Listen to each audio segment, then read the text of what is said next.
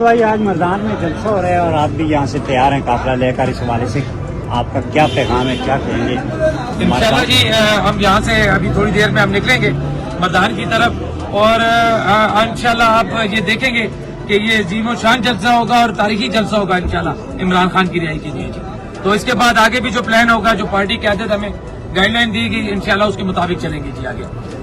ابھی ہم دیکھ رہے ہیں بڑی تعداد یہاں سے آپ لوگوں کی ورکر کارکنوں کی جا رہی ہے، اس حالات کے باوجود بھی اس جلسے کو آپ کامیاب دیکھنا چاہتے ہیں؟ انشاءاللہ آپ یہ دیکھیں گے کہ یہ سب سے تاریخی جلسہ ہوگا جی اس ٹائم مردان میں۔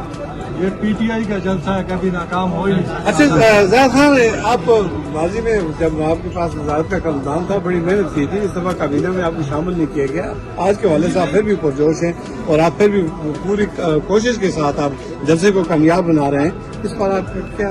دیکھیں یہ تو پارٹی قیادت کا فیصلہ ہوتا ہے کس کو کہاں رکھے۔